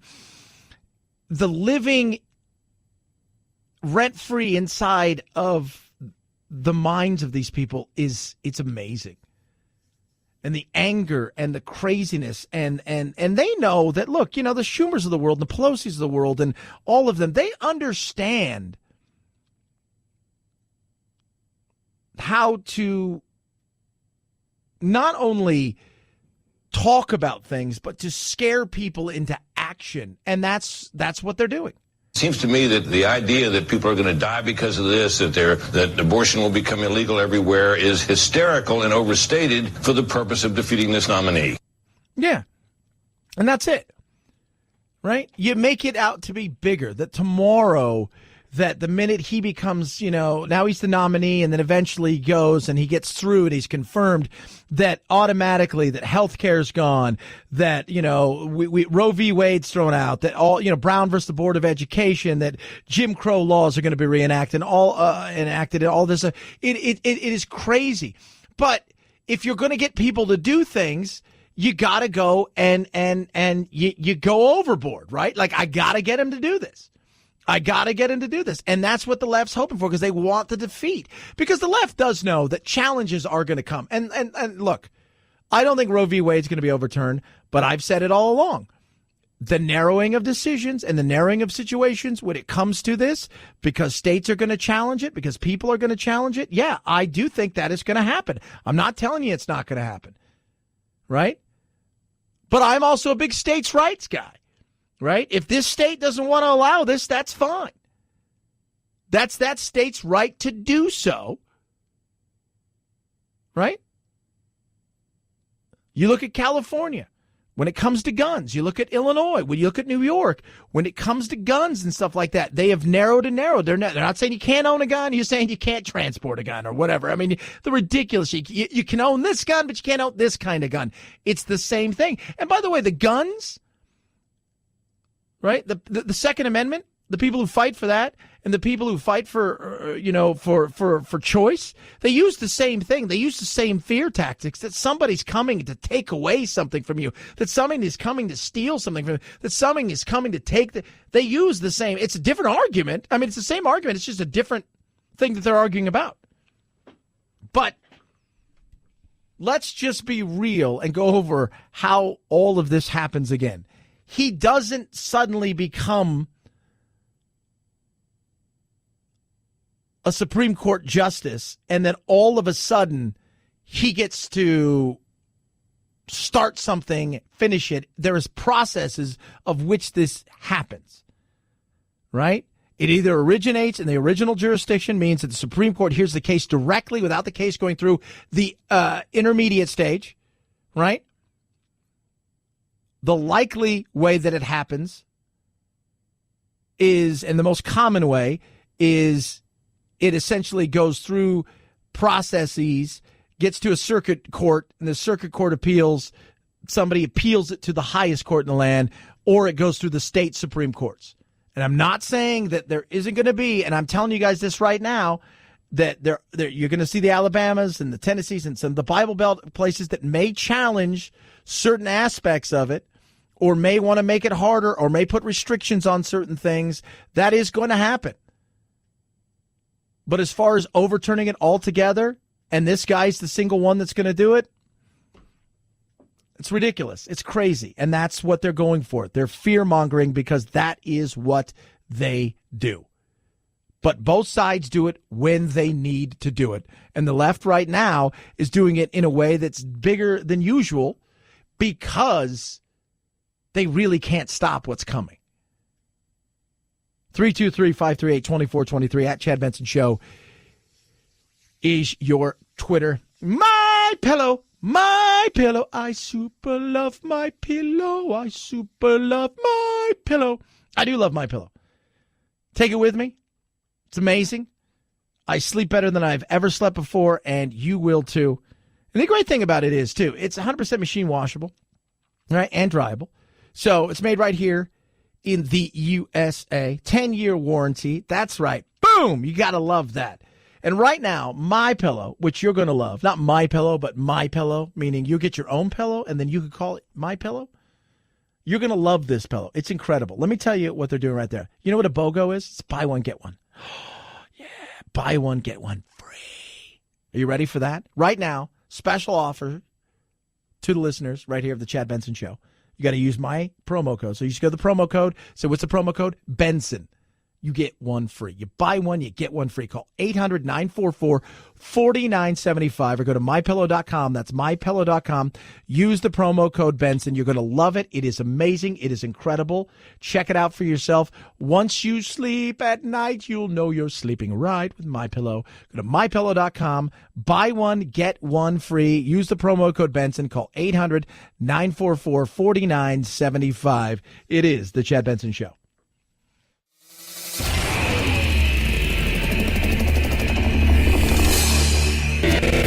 Are you PC and groupthink brainwashed? Time for a double detox shot of Chad. So Trump's hanging out in Belgium, talking to all the NATO allies. They're rapping about stuff. And, of course, Trump, being Trump, he likes to be the bull in the China store. And, he's looking at his NATO allies saying, hey, you guys got to pony up a little bit more here. I see you spending money elsewhere, and you're not spending it where you should be spending. And he's demanding that they get to the 2% GDP that they need to spend on military and defense quicker than 2024, which is when they're supposed to. It's very sad when Germany makes a massive oil and gas deal with Russia, where you're supposed to be guarding against Russia, and Germany goes out and pays billions and billions of dollars a year to Russia. Yeah. I get it. Look, you know what? He's not the first. So can we just, the lies that you're going to hear today is that he's kind of the first. He's not the first. Several presidents and administrations before this, as well as people that work in the military, have urged and at times begged our NATO allies to spend more money to get to the point where they've promised to get to. And because there's very little repercussions to them, they don't do it. They spend it elsewhere. Germany's military is in shambles, by the way. If something was to happen today, Germany's virtually got no military. They got virtually no planes that can fly. They don't have a sub. They have one sub, and it's not even operable, from what I hear. So they're kind of, look, are there better ways of going about doing this? You can ask that, right? Are there better ways to do a lot of the things that Trump has done? in some ways, yeah, there are nicer ways. But haven't we been asking people nicely for a very long time to keep up their end of stuff, right? Let me ask you this. Right or left side of the aisle, doesn't matter what side you're on. You ask your kid to take out the garbage, and they ignore it. You ask them again. You've got the please, the pretty please with sugar on top. You ask them again and again and again and again. Eventually, at some point in time, you either you end up doing it yourself, but there is a anger point that comes for most of us, right? There's an anger point that shows up.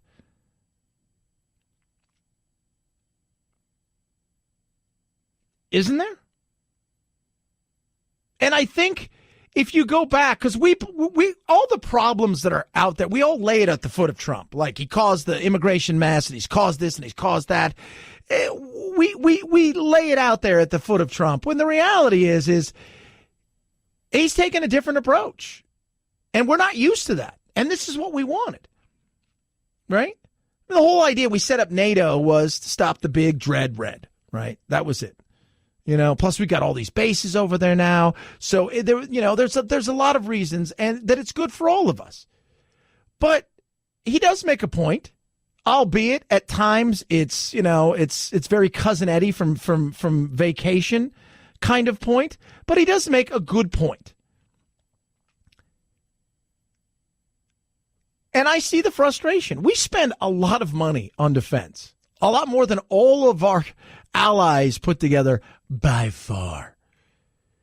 And we are their de facto army. We protect them. They have all these great social programs because they don't have to defend themselves. Could you imagine if they had to spend money on defense, how the social programs would struggle tremendously? And while I don't always like what Trump does, sometimes the truth is it's ugly. And are there better ways to say some of these things? I think so. But we've tried a lot of these other better ways, and they haven't worked. And asking pretty please nicely isn't getting it done. 323-538-2423. At Chad Benson Show is your Twitter. Sasha Baron Cohen is at it again. He's pissing people off. We'll talk about it straight ahead. Chad Benson Show.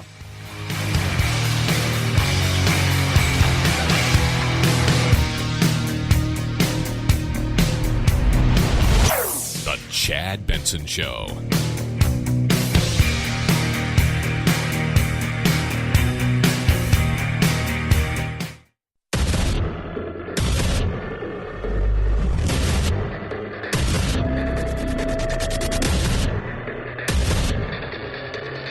Independent in thoughts and punk rock in life. It's the Chad Benson Show. Sasha Baron Cohen makes me laugh. Right? But does he, Chad? Does he? He's funny. He's a guy that's not afraid to go out there. And I know for a lot of people out there, this is going to piss you off. But you know what? I always thought he was funny. And sometimes you got to stop taking yourself so seriously. And we often do. Well, he's got a new show coming out. And it is already capturing mostly the Republicans, because that's who he's going after. He did this in England with Ali G. A lot of people, because he worked with, the BBC and big companies. They got him opportunities to get big stars, not realizing it was all satirical. I remember watching one of them when he was interviewing a World War II hero. And he asked them in the middle of his life, let me ask you a question, mate. At any given time, was he like, man, I think the Germans are going to win. I might want to switch sides. He's like, no. It was, but he gets all of these people, and it's a gotcha moment. And, he did one episode where he got Dick Cheney to sign, some sort of waterboarding thing. And it was just, he gets these people because of who he works with. To come on, and he gets them under the guise of certain things, and it's starting to piss people off. And it's mostly a gotcha moment about Republicans. And this is where you got to stop taking yourself so seriously. Just laugh about it and get on with it. But they're not laughing about it. I'd like to tell you about a new comedy that's coming. but we can't. The creators won't let us show you a scene. The lawyers won't let us tell you the name of the star. And we can't even reveal the show's title, or we'd be breaking our non-disclosure agreement. How do we promote perhaps the most dangerous show in the history of television when we're not allowed to show it? Something huge is coming. July 15th, only on Showtime. I hope you'll tune in next week for an interview with me. Yeah, so, and it's the gotcha thing. And Sarah Palin was the next one that just got gotcha'd, if you will. And the gotcha is, he supposedly posed as a disabled vet, and she was doing something for him, realized that things were not right, and she was over and done with. And I don't know if you saw this, producer Phil, but when his people took her back to the airport, they took her to the wrong airport, knowing that there was no way she could get back for the other airport, so that she would miss her flight on purpose. Yeah, that was, again, they think it's funny. You just, at some point in time, you laugh. They said, Sarah said, look, at the end of this thing ended up costing us an extra day or two of travel. It was awful. It was horrible. It's a gotcha thing, and CBS and Showtime are involved. And let me tell you something. You watch what you do. You know who your audience is. But then you've also got to think, this is who I'm playing to. This is my audience. But in saying that, do Republicans watch television? Jordan never got involved in situations like this because Jordan said Republicans buy shoes.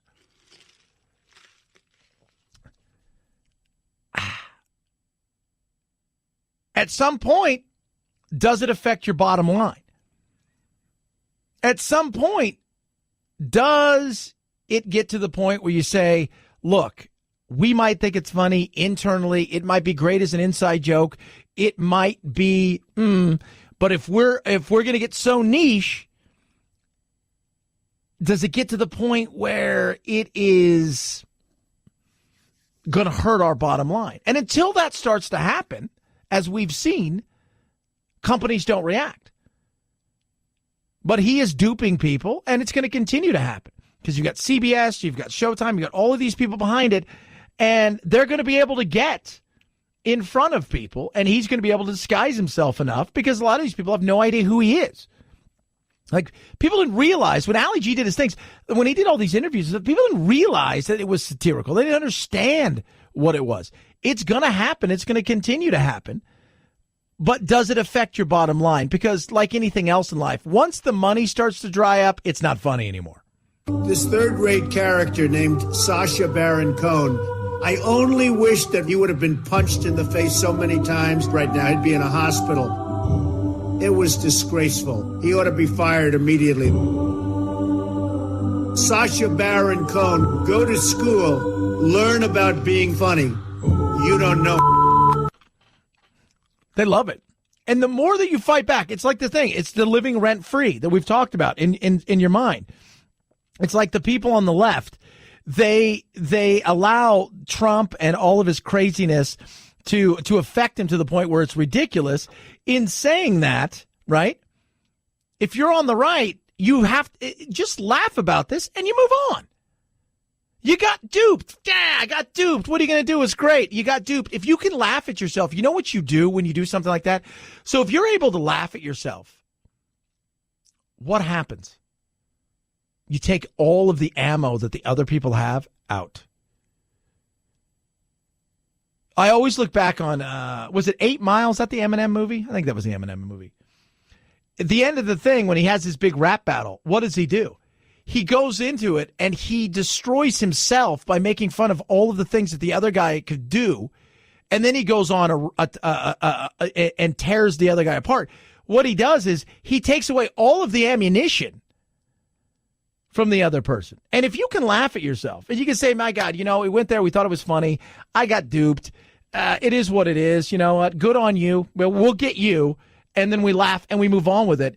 What it does is the more you fight it, the more you feed the beast. The more you fight it, the more you fuel the beast. The more you fight it, the more attention it brings to you, the more that it angers you, the more that you do these kind of things, the more that they're going to continue to do it. And it's like that with anything. Whether it's the crazy advocates out there who've lost their mind and they've stopped being advocates and activists and they've just lost their mind and now they're just you've lost it, or whether it's something like this. If to me, I just say, God, man, you guys got me. You guys tore me up. It is what it is.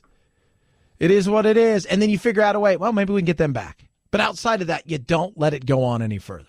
323-538-2423 at Chad Benson Show is your Twitter. You can tweet along with us. Hope you're doing well on this beautiful day. As we get you over the hump, kids, as we get you over the hump, tariffs are out there. Paul Ryan's not happy about it. A lot of Republicans are speaking up, and they're not happy about it. And as a consumer, we're going to feel this moving forward. Not only are certain aspects already starting to affect certain sectors of the economy, but, things are going to be more expensive. It's a frustrating thing. And to me, I'm a free market guy. Let's just have markets free. If I want to sell your goods there, don't put anything on me. I won't put anything on you. We'll sell our goods. May the best goods win. I don't want to hamstring the president's negotiating tactics, but I've long said I don't think tariffs are the right way to go. No, I don't think so either. I think that it doesn't help us. And this is one of those things. Look, you can look back at all of Trump's flip-flopping in life when it comes to his political views and things. You can look back on all of those things, right? Like all of those things. But if you look back and see where he has been the most consistent of all, it has been trade deficit. It's crazy. Like, that's the one thing. 80s Trump, 90s Trump, 2000 Trump. It's been the same. And this isn't going to help us. Those tariffs are very, very important. And our international trade is extremely important. And we have to start off on the right track. And I'm not sure we are right now. Well, I think we need to figure this out. And I think there's better ways of going about doing this. Now, it's frustrating. It is. Because I love the free market side of things that we live in. I love, and we like cheap goods, right? We like to buy cheap goods. We don't care. Come sell your cheap goods here. It's okay. I want a 46-inch TV for $3. I mean, that's what we like. And when you go about doing these things and you think and I still think some of this is somewhat of a thank you to, in particular to certain sectors and areas of the country that got him elected. But at the same time, it is frustrating. And I think there's better ways of going about dealing with certain situations than this. And when it comes to this, I am disappointed in Trump. I think there is a better way of doing this. And I don't know who this really benefits, but I know who's hurting. And it's going to continue to hurt some sectors. Farmers are going to be hurt, especially soybean farmers. We talked about Mark Hamrick, but they are going to be hurt by this. And that's not a good thing. It's like we're hurting one sector to help another sector. And that's just, it's, somewhere in there is a better way, I think, of doing this. But, I don't think it's permanent. But I don't think it's going to end in the next day or two, a week or two. 323-538-2423 at Chad Benson Show is your Twitter. I joke about the MyPillow. I sang my MyPillow earlier, right? I did my MyPillow thing. But I take it with me. And I do. I throw all of my pillows on the floor and I sleep with my MyPillow. And it is incredible. It's fit for you.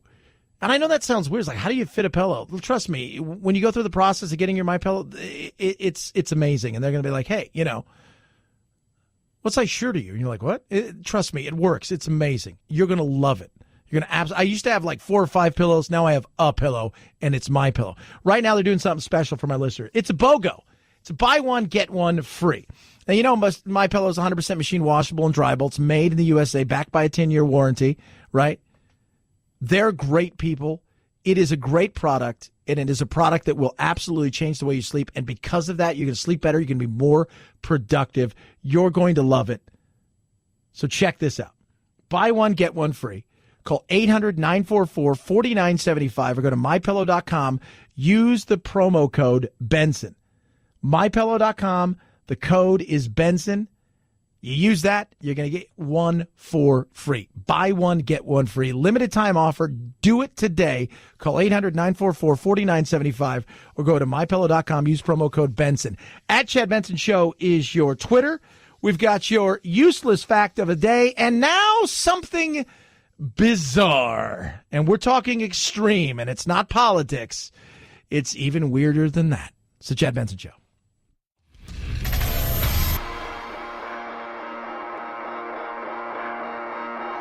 Welcome to Chad. No, not the country. The institution. The Chad Benson Show. This part of the send-off for Renard Matthews was traditional in New Orleans, with a brass band escorting the 18-year-old's coffin. But at the wake, Matthews' embalmed body was reclining in a chair in front of a TV, dressed in a Boston Celtics jersey, holding a video game controller and surrounded by snacks. An example of the kind of extreme embalming the Charbonnet funeral homes become known for. You know, we celebrate life, and we celebrate the homegoing of people. Like Miriam Burbank, a 53-year-old party girl who was embalmed between two disco balls, holding a can of beer and a menthol cigarette. Now, Phil, let me ask you a question, producer Phil. You extreme bomb them. You have the party.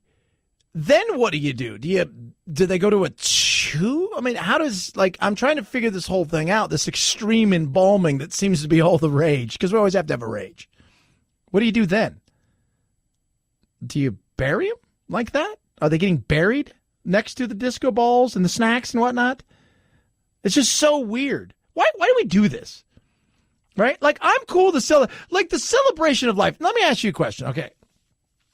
Because there's a great story in Hollywood that, was it Errol Flynn that died? I think it was a great story. It's Errol Flynn or whatever, and one of these great old actors died, and nobody knew. The press didn't know he had died, and they threw a big party, and they actually had his body there, and people partied around, and they just said he was passed out. It was very Weekend at Bernie's. It was one of those old fable, kind of things. But I look at this thing, and I say to myself, do I want to go to a funeral? The open casket thing is, but would it be weird if you went to a funeral and, the body or the person is still there physically, and he's embalmed, and are you taking selfies? Because I feel like if you're going, you're taking a selfie, right?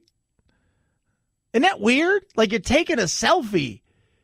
And, are we going to get to the point where it's this to me is, this is like human taxidermy. Why even bury the person? You can just have them around forever. Is that the next step? I don't, it's just weird. 323-538-2423 at Chad Benson Show is your Twitter. Producer Phil and I say it all the time. Nature will mess you up. And this is what happens when you go around sharks. When you swim with sharks on purpose, feed sharks on purpose, or pose for pictures with sharks on purpose, guess what? You might get bit. It's what sharks do. The latest example of that, Instagram model Katrina Zarutsky, vacationing with her boyfriend in the Bahamas. I felt like 15 different people were squeezing on my wrist really, really, really hard. If only she were the only one. That's the sound of Melissa Brunning feeding sharks in Australia. I couldn't even look at the finger because I thought it was gone. The finger was saved, and now she says her advice is, don't feed sharks. And if you do, don't be surprised when they bite you. It's what sharks do. That's right. But this goes back to that thing where we can't even just take a picture anymore. It's oh, look, there's a great white shark, or there's this kind of shark, or there's a bear, or there's something like. It's we have to now. The more extreme we get with our social world, the better it is, and that's so bizarre. So I think in the next several years we're going to see more shark bites, more animal bites, more people doing dumb stuff and getting killed. Because people are idiots, and it's not just a thing where you can go, oh, look, there's a bear. I'll take a picture of the bear. It's no, I got to get 3 feet from the bear. I'm going to see if I can put my arm around the bear, and I'm going to take a quick selfie, because that's what I think we should do. It's the more extreme Instagramming and social mediaing that is going to make you cooler. 323-538-2423 at Chad Benson Show is your Twitter. It is called cryptocurrency. You should be involved in it, but you should educate yourself first and foremost. Big companies, big institutional investors, they're getting involved in it. Shouldn't you be a part of that? Bitcoin has gone up, it's gone down. You know what's happened to it, but you realize even if it trades at $5, which it's well above, you realize it started at virtually nothing. There's plenty of them out there. It's not just Bitcoin. Cryptocurrencies is the future of where things are going. And let me tell you something. Being a part of it is going to be smart. Diversifying your portfolio is going to be smart. But first, let Tiki Tuari from the Palm Beach Letter show you how to do it correctly. He's created an educational course for just my audience. It's going to help you profit from cryptos, explains what cryptos are, how they work, which ones he recommends to buy, how you use them, all of those things that you're going to need to know before you first get involved. I urge you to check it out right now. AmazingCryptoClass.com. AmazingCryptoClass.com. It is a great course. It is easy. Worst case scenarios, you learn something. Best case scenarios, you learn something and make some money. Check it out for yourself. AmazingCryptoClass.com. AmazingCryptoClass.com. At Chad Benson Show is your Twitter. You can text the program, 323-538-2423. We've got your useless fact of the day. The Mexican avocado industry is so big that the cartels tried to take over farms and extort and murder many of these farmers. The city of Tanqueray, which is the highest production of avocados in the world, armed their citizens and assembled their own police force and fought them off. Now you know a little something. Put that in your mind. Have yourself a great rest of your hump day. Night, night, Jack.